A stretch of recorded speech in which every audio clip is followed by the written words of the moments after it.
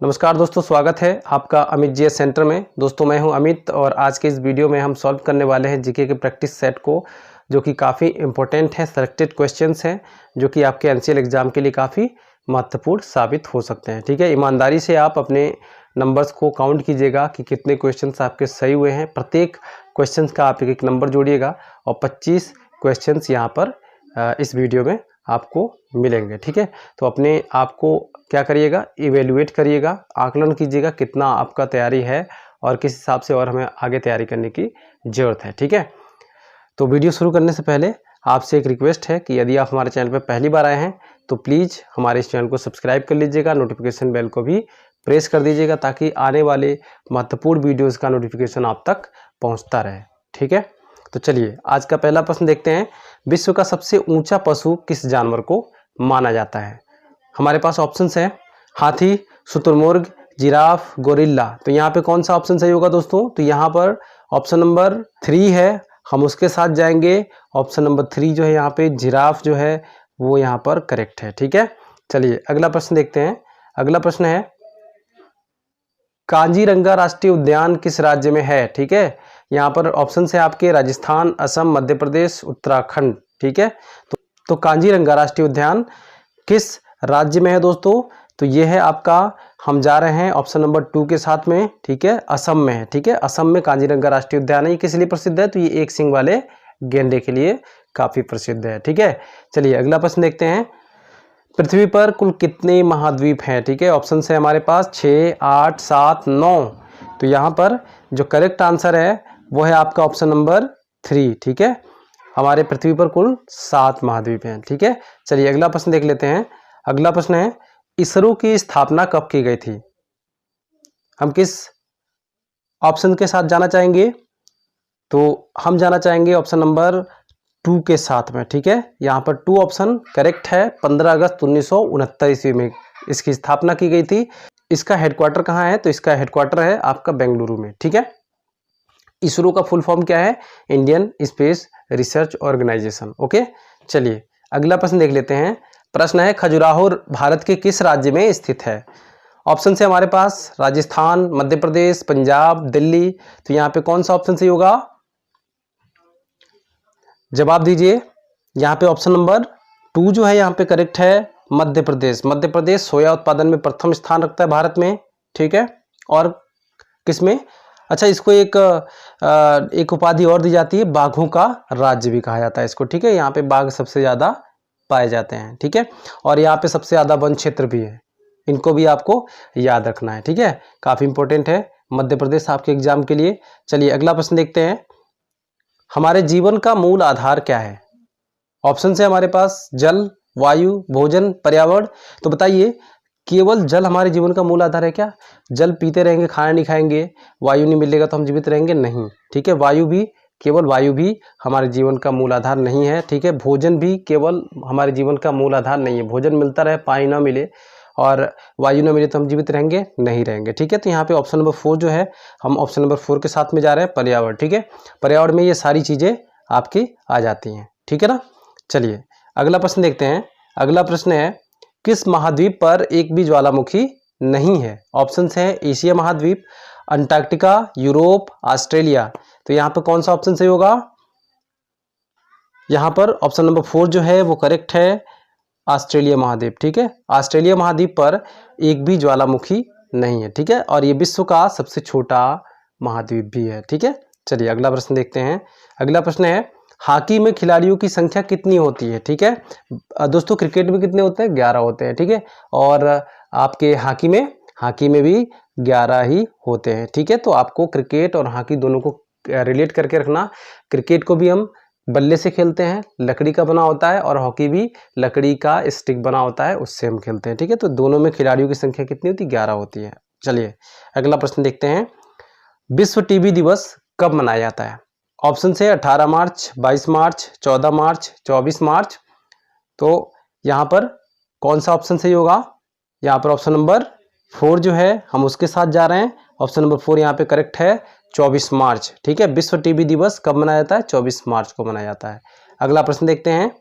अगला प्रश्न है तराइन का प्रथम युद्ध कब हुआ था? 1911 में हुआ था। और किसके मध्य लड़ा गया था? ठीक है, तराइन का प्रथम युद्ध किसके मध्य लड़ा गया था? तो यहाँ पर ऑप्शंस हैं मोहम्मद गौरी और भीम के बीच में, मोहम्मद गौरी और पृथ्वीराज चौहान के बीच में, मोहम्मद गौरी और अजयपाल के बीच में, मोहम्मद गौरी और जय सिंह के बीच में। तो हम यहाँ पर ऑप्शन नंबर 2 जो यहाँ पे करेक्ट है इसके साथ जाना चाहेंगे। ठीक है, मोहम्मद गौरी और पृथ्वीराज चौहान तृतीय के बीच में तराइन का युद्ध हुआ था। अगला प्रश्न देखते हैं।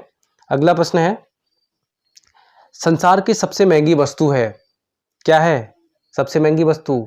सोना, चांदी, यूरेनियम, थोरियम? जी दोस्तों, यहाँ पे जो सबसे सही आंसर है इन सभी में, ठीक है, कौन सा ऑप्शन सही है? ऑप्शन नंबर 3 है, यूरेनियम जो है संसार की सबसे महंगी वस्तु है। ठीक है, आपको याद रखना है। अगला प्रश्न देखते हैं।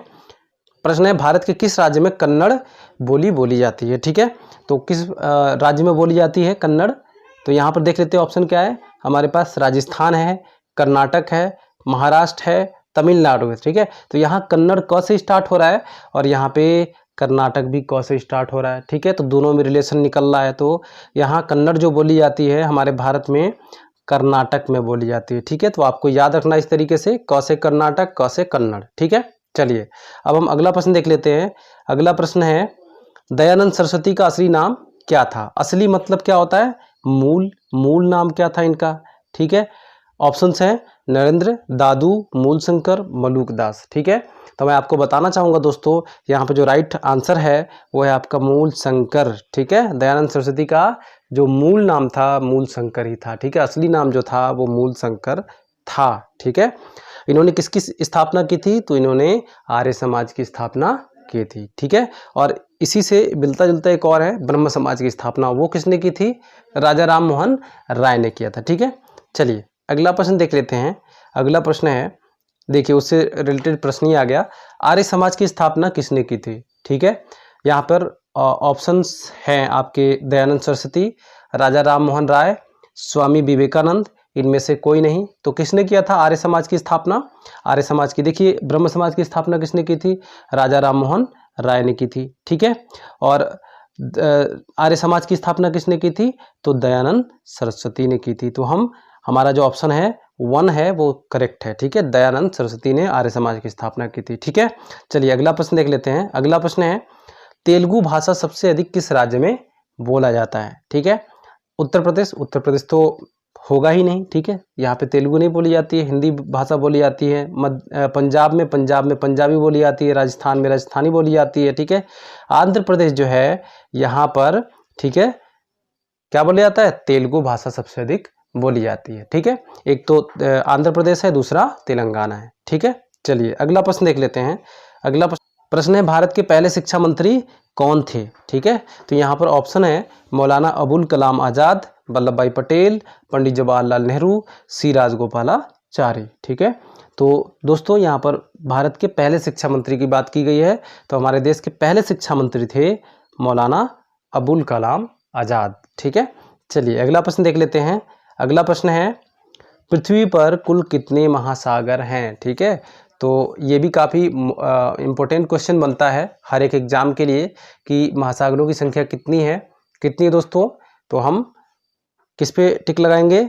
5 पर। ठीक है, हमारे पृथ्वी पर कुल 5 महासागर हैं। ठीक है ना, चलिए अगला प्रश्न देख लेते हैं। अगला प्रश्न है, भारत का राष्ट्रीय खेल क्या है? ऑप्शन है क्रिकेट, हॉकी, शतरंज, फुटबॉल। तो इसका जो राइट आंसर होगा क्या होगा? क्या होगा? क्रिकेट नहीं, हॉकी। हाँ जी, हॉकी यहाँ का जो भारत का है राष्ट्रीय खेल है। ठीक है, चलिए अगला प्रश्न देख लेते हैं। अगला प्रश्न है, किस देश का कानून सबसे कठोर माना जाता है? ठीक है, अमेरिका, भारत, चीन या सऊदी अरब। ठीक है, तो हमारे देश में तो ऐसा है नहीं, सबसे कठोर कानून नहीं हमारे देश का, अमेरिका का भी नहीं है, चीन का भी नहीं है। ठीक है, सबसे ज़्यादा जो कठोर कानून है वो है आपका सऊदी अरब में। ठीक है ना, चलिए अगला प्रश्न देख लेते हैं। अगला प्रश्न है, भारत में सबसे ज़्यादा कौन सी मिट्टी पाई जाती है? तो भारत में सबसे ज़्यादा कौन सी मिट्टी पाई जाती है? यहाँ पे ऑप्शन दिए हुए हैं, जलोढ़, लेटराइट, लाल मिट्टी, काली मिट्टी। तो इसका जो राइट आंसर है आपका है कौन सा? जलोढ़ मिट्टी पाई जाती है। ठीक है, भारत में सबसे अधिक जलोढ़ मिट्टी पाई जाती है। अगला प्रश्न देख लेते हैं। अगला प्रश्न है, विश्व का प्रथम विश्वविद्यालय कौन सा है, या फिर कह सकते हैं कि विश्व का सबसे प्राचीन विश्वविद्यालय कौन सा है। ठीक है, तो यहाँ पे ऑप्शंस हैं, पेरिस विश्वविद्यालय, तक्षशिला विश्वविद्यालय, असम विश्वविद्यालय, इलाहाबाद विश्वविद्यालय। तो इसका जो राइट आंसर है, हम किसके साथ जाएंगे, हम जाएंगे ऑप्शन नंबर 2 के साथ, तक्षशिला विश्वविद्यालय। ठीक है, विश्व का प्रथम विश्वविद्यालय तक्षशिला विश्वविद्यालय है। ठीक है, चलिए अगला प्रश्न देखते हैं। किस शहर का नाम गुरुग्राम हो गया है। ठीक है, गुरुग्राम, किस शहर को अब हम गुरुग्राम के नाम से जानते हैं। यहाँ पर ऑप्शंस हैं, गंगानगर, नहीं जी, गुवाहाटी, नहीं, गंगटोक को, नहीं। इसका जो राइट आंसर है ऑप्शन नंबर 3 है, गुड़गांव को। ठीक है, गुड़गांव को हम गुरुग्राम के नाम से अब जानने लग गए, इसका नाम चेंज हो गया है। ठीक है ना, चलिए अगला प्रश्न देख लेते हैं। प्रश्न है, सिक्किम की राजधानी क्या है। ऑप्शंस हैं, देहरादून, गंगटोक, शिमला, शिलोंग। ठीक है, तो यहाँ पे देखिए देहरादून जो है ये उत्तराखंड की राजधानी है, शिलोंग क्या है, कहाँ की, मेघालय की, शिमला कहाँ की, हिमाचल प्रदेश की। तो यहाँ पे ऑप्शन नंबर 2 जो है वो करेक्ट है, गंगटोक जो है सिक्किम की राजधानी है। ठीक है, गंगटोक नहीं है, ये क्या है, गंगटोक है। आप लोग अगर कॉपी में लिख रहे हो तो इसको लिखिएगा गंगटोक। ठीक, चलिए अगला प्रश्न देख लेते हैं। अगला प्रश्न है, निम्न में से मार्स गैस है, इनमें से कौन सी गैस जो है वो मार्स गैस है। ऑप्शन नंबर 1 है मीथेन, एथेन, प्रोपेन, ब्यूटेन। दोस्तों आप लोगों से एक रिक्वेस्ट है कि यदि आप वीडियो को देखते हैं और वीडियो अच्छी लगे तो वीडियो को लाइक जरूर किया करें, क्योंकि इस वीडियो को बनाने में बहुत मेहनत लगती है। ठीक है, आप लोगों के क्वेश्चंस को ढूंढना इस लेवल के, ठीक है, तो लाइक तो बनता ही है ना। तो चलिए, और अगर पहली बार आए हों और अभी तक आपने हमारे चैनल को सब्सक्राइब नहीं किया तो सब्सक्राइब भी कर लिया करें। ठीक है, तो चलिए, निम्न में से मार्स गैस कौन सी है, तो यहाँ पे हम ऑप्शन नंबर 1 के साथ जा रहे हैं। ऑप्शन नंबर 1 जो है वो क्या है, मार्स गैस के नाम से जानी जाती है। ठीक है, चलिए अगला प्रश्न देखते हैं। आज का आखिरी प्रश्न होगा ये, भारत का पहला भारतीय गवर्नर जनरल कौन था। ठीक है, भारत के पहले भारतीय गवर्नर जनरल, ठीक है, मतलब भारतीय जो बने थे, गवर्नर जनरल बने थे, वो कौन थे, जीबी मामलंकर, सी राजगोपालाचारी, जवाहरलाल नेहरू, या इनमें से कोई नहीं। ठीक है, तो यहाँ पर जो राइट आंसर बन रहा है वो बन रहा है सी राजगोपालाचारी थे। ठीक है, भारत के पहले भारतीय गवर्नर जनरल। ठीक है, भारतीय की बात की गई है क्योंकि ये क्या थे, भारत के थे। ठीक है, और बाकी इससे पहले जो बने थे वो लोग कौन थे, सब विदेशी थे। ठीक है ना, तो उम्मीद करता हूँ कि ये वीडियो आपको पसंद आई होगी। वीडियो पसंद आई तो लाइक ज़रूर कर दीजिएगा, साथ ही दोस्तों में शेयर कर दीजिएगा, और हमारे चैनल पे पहली बार आए हों, अभी तक आपने हमारे चैनल को सब्सक्राइब नहीं किया है तो प्लीज़ हमारे चैनल को सब्सक्राइब करके अपना प्यार दिखा दीजिएगा। ठीक है, तो मिलते हैं अगले वीडियो में, तब तक के लिए बाय बाय, टेक केयर।